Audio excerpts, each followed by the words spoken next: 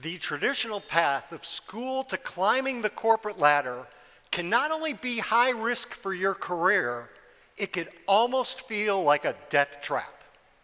My father used to tell me so many times, he'd say, Steve, get your degree, go to work for a large corporation. You work hard, they'll take care of you, and you will have a great career. Of course, your mother and I would much prefer that you become a doctor or a lawyer, but short of that, getting a job at a large corporation will do. So that was the path I took. And about a year and a half in, I open up my bank statement, and once again, I'm down to $50 in my bank account.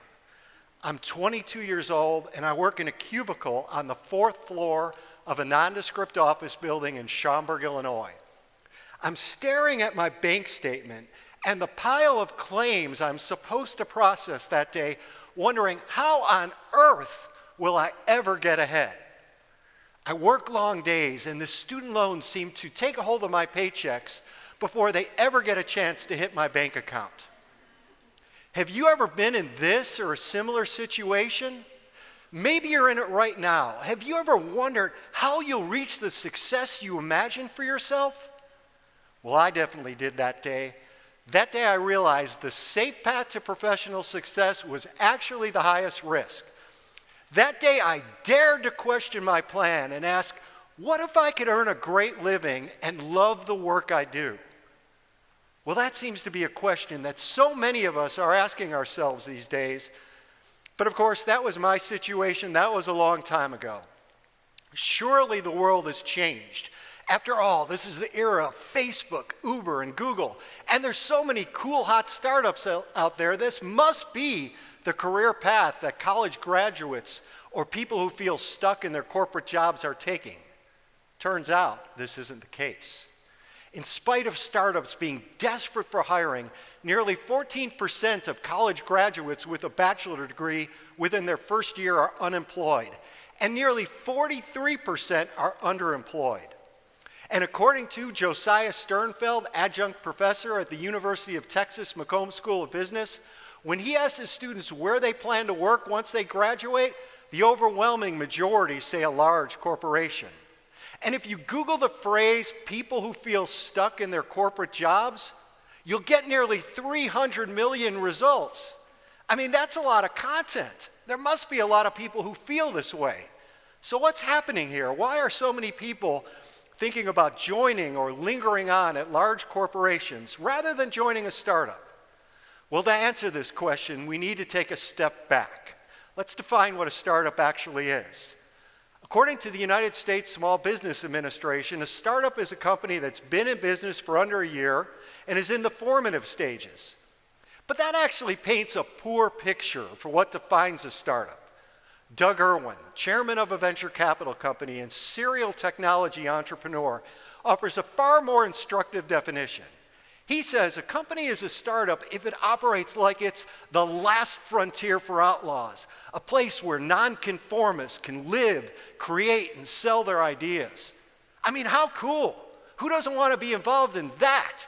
It's a place where you get to be the rough-riding rebel running circles around the slow-moving, bureaucratic, large corporations.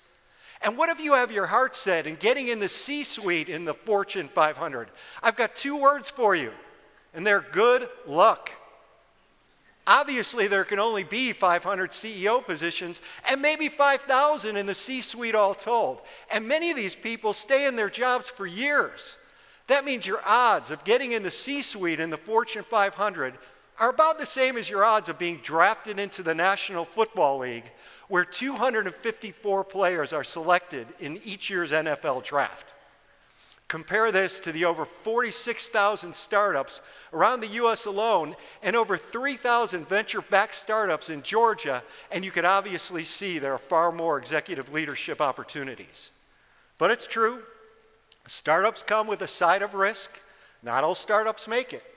I remember when I joined my first startup, a company in Ann Arbor, Michigan, and on that first day, I looked in the office next to mine, and I saw there were people unplugging the copy machine, putting it on a dolly, and literally rolling it right out of the office. I came to find out a few days later it was because the company could no longer afford to pay for that copy machine.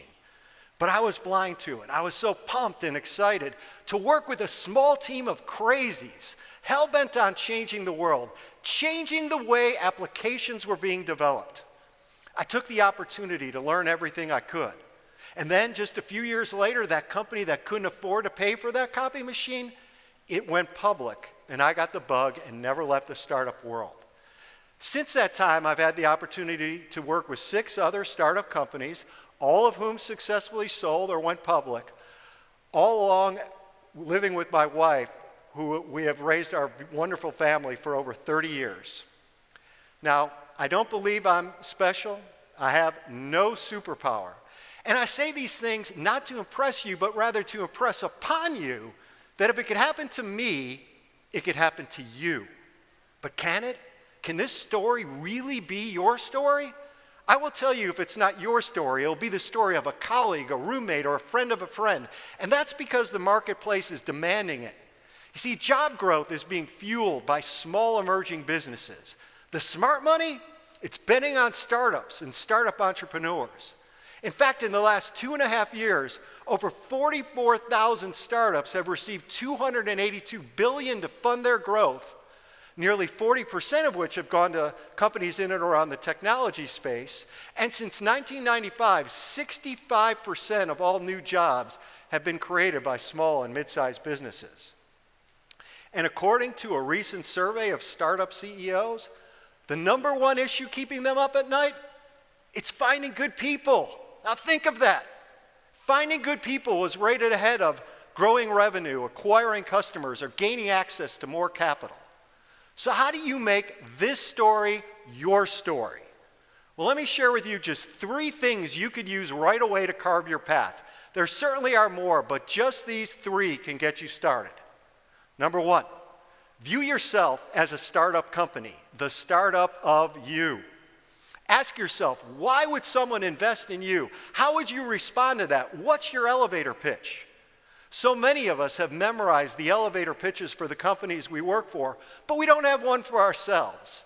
And startup executives who are hiring, they want to know why you, and they want to know it in the first 60 seconds.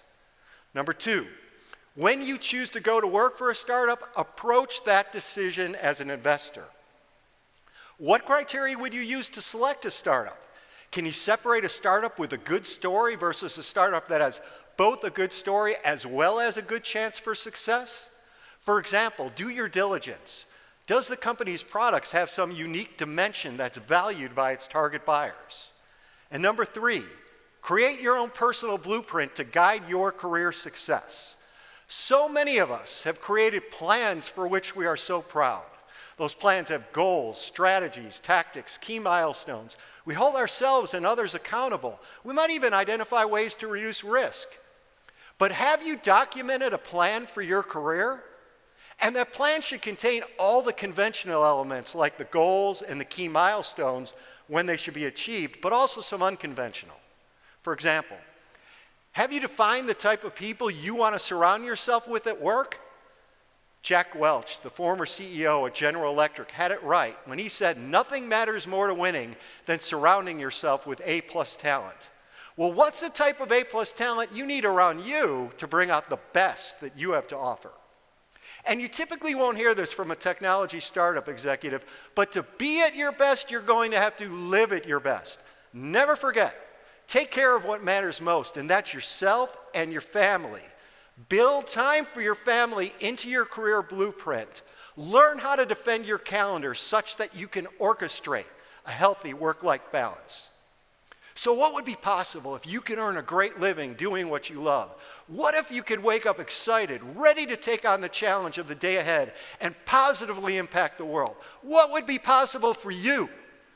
I remember when I joined my first cybersecurity startup, and on that first day, the CEO organized a meeting with the company's leadership where I would learn about the big challenges facing the company, challenges my new team and I would be responsible for solving.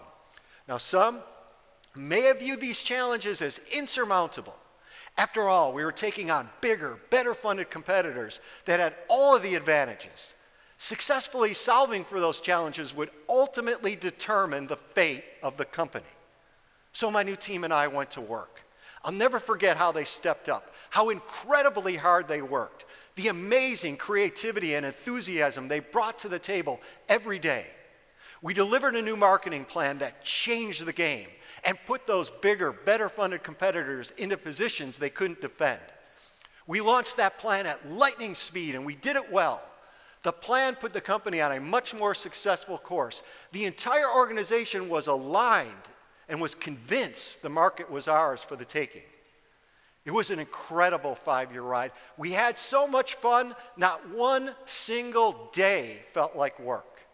And now, many years after the company has successfully exited, so many of us descend on Houston, Texas, where we go to annual reunion parties, and all we could do is reminisce how awesome it was to be part of something so special.